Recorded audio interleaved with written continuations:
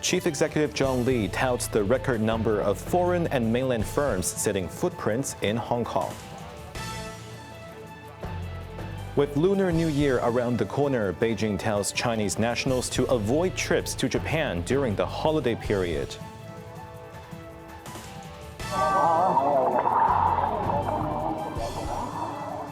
And deadly maritime disaster in southern Philippines kills multiple as a ferry carrying over 350 people sinks near an island.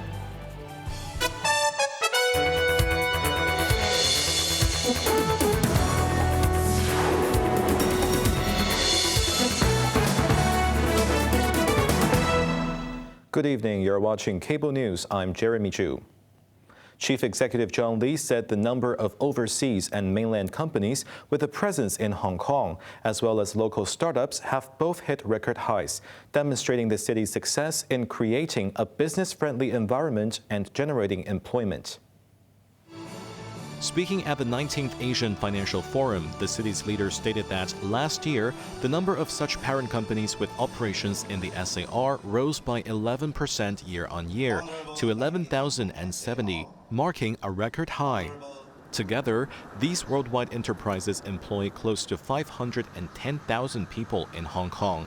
Additionally, the number of local startups grew to 5,221, also a new record. The encouraging results represent more than a vote of confidence in Hong Kong by these businesses and entrepreneurs. They also mean our solid efforts in facilitating business establishment and operation and in creating an enabling ecosystem for startups are bearing fruits. As you will know, companies turn to Hong Kong for many reasons. But our prowess as a financial hub is certainly a key factor. Lee added that last year's reforms have strengthened Hong Kong's listing mechanism and stock market, and the next priorities include bolstering the equity market, broadening the bond market, and advancing asset and wealth management to reinforce the city's role as a financial hub. He added that the exchange will refine listing rules, introduce electronic securities holding and trading, and soon propose a shorter settlement cycle for cash equities. Separately, the government's investment promotion agency InvestHK reported it helped 560 overseas and mainland firms set up or expand operations in the SAR last year, an increase of more than 4%. These projects contributed about $69.4 billion to Hong Kong's economy. National security judges began hearing prosecutors' case against the group behind the June 4th vigils and their former leaders. Government lawyers cited over 80 videos to accuse the organizers of inciting subversion by promoting an end to one-party dictatorship. Jamie Liu reports. On day 3 of the trial, the prosecutors delivered their opening arguments against the now-defunct Hong Kong Alliance in support of patriotic democratic movements of China and its former leaders Lee Cheuk-yen and Chow Heng-tung.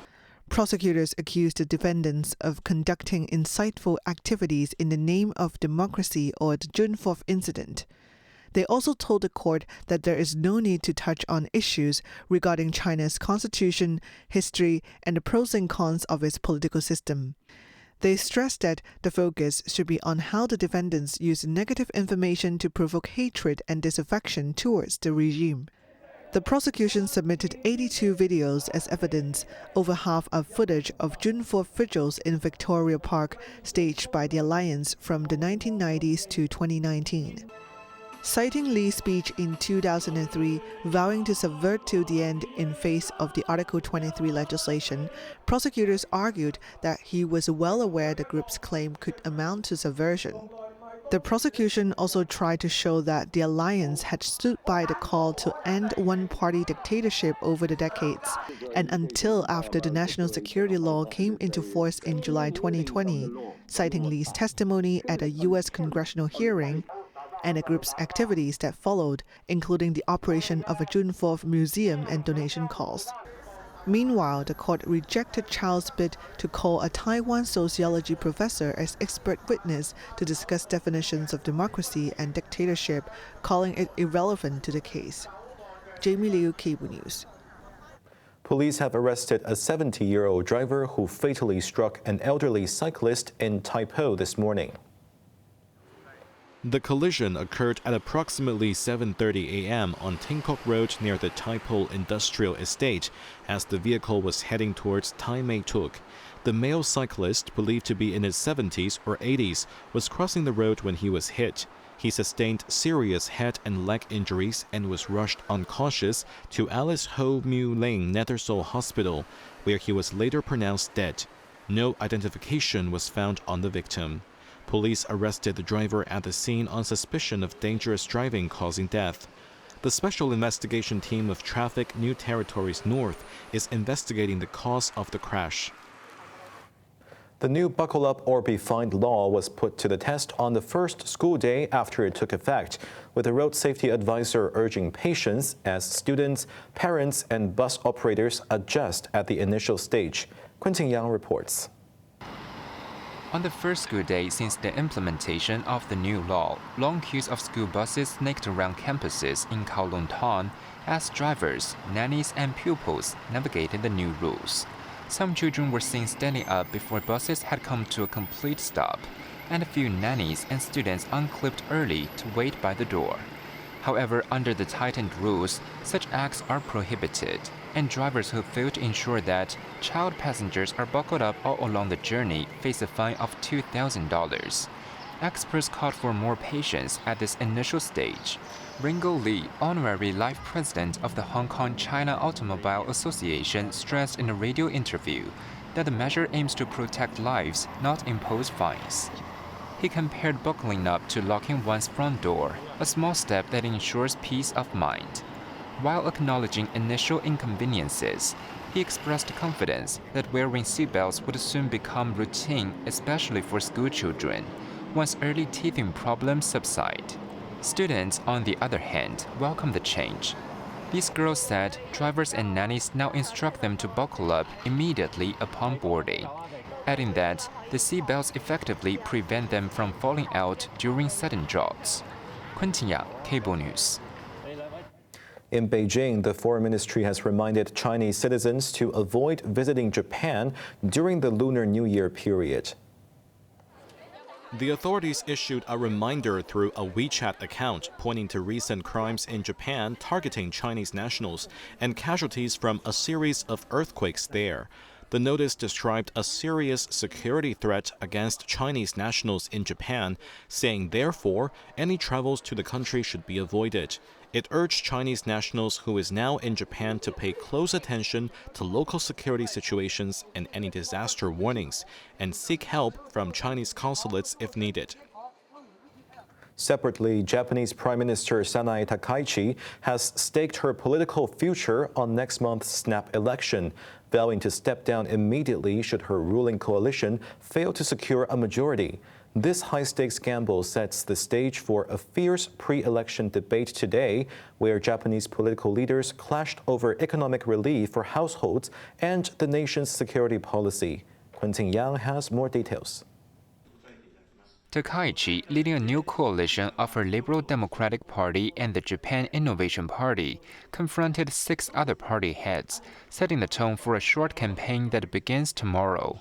The Prime Minister's decision to dissolve Parliament last week has thrown the country into a political whirlwind, with her own future now directly on the line, as she announced she would not remain in the position if the ruling bloc fails to secure a majority.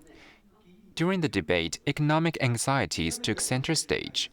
Takaichi pledged to adopt a responsible, proactive fiscal policy, aiming for a 2026 legislation to suspend the consumption tax on food for 2 years.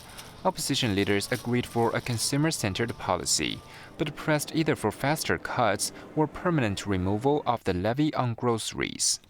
The sharpest divide emerged on security. Takaichi advocated for a drastic defense budget increase and deeper U.S. cooperation, while others urged caution, warning against reviving Japan's militarist image.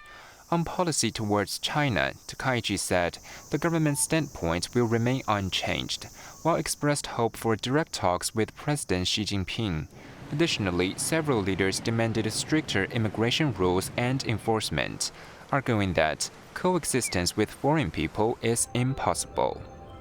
Quentin Yang, Cable News. A passenger ferry has sunk off the southern Philippine province of Basilan, killing at least 18 people. More than 20 others are missing. The exact reason for the sinking remains under investigation, but according to local Coast Guard, the ship was not overloaded and has passed inspection before departing. Online footage shows dozens of survivors in orange life jackets alongside cargo floating in the sea, with some hurt shouting for help. The incident occurred at around 2 a.m. when the ferry carrying about 332 passengers and 27 crew was traveling from Zamboanga City to Jolo Island in Sulu Province and was believed to have suffered a technical failure and sunk. Multiple naval vessels, surveillance aircraft, and helicopters responded to the scene, with several fishing boats also assisting. Most people were saved. After boarding the rescue vessels, they were given food and water by crews.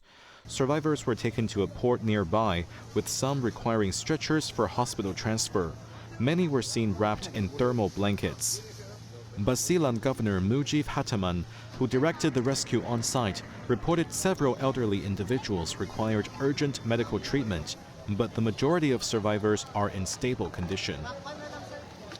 A monster winter storm is sweeping across the United States, cutting powers to over 1 million customers and leaving at least 11 people dead. It also triggered a record cancellation of over 11,000 flights, with at least 23 states declaring emergencies. Jamie Liu reports. Chicago in Illinois saw temperatures plunging to minus 17 degrees Celsius and freezing much of Lake Michigan. Residents were seen walking across the lakefront area in skis. Some of the heaviest snowfall was measured in New York, reaching around 25 centimeters, with some sleet mixed in. At least 5 people in the city died in the cold. New York State Governor Kathy Hochul put National Guard troops on standby to help with response. Heavy snow also blanketed Philadelphia in Pennsylvania as state crews tried to keep up with the storm to keep roads clear. Authorities urged residents to stay home. The massive winter storm is threatening the eastern third of the U.S., from New Mexico in the south all the way to New England in the northeast. At the height of the storm, over 1 million homes and businesses were without electricity, with Tennessee the hardest hit. The outages could last for days, according to utility services. The onslaught of snow, ice, and winds made for a brutal travel day. On Sunday, more than 11,000 scheduled flights were called off, the highest cancellation event since the COVID-19 pandemic. Rhode Island's airport closed due to severe weather conditions. Still, some residents braced the freezing cold and found joy in sledding at a small hill near downtown Oklahoma City. The storm is forecast to push northwards and eastwards, but leaving more cold air in its wake, keeping the frigid weather into the start of February. Jamie Liu, Cable News.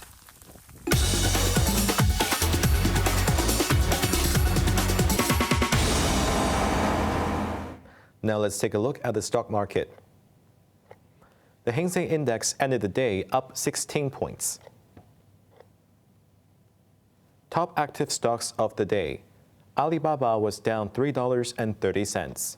Tencent was up $4.50.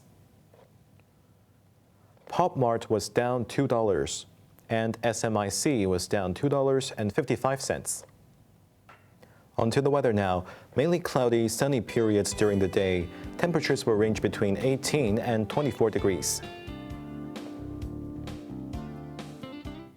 That's our news tonight. I'm Jeremy Chu. Thank you for watching and good night.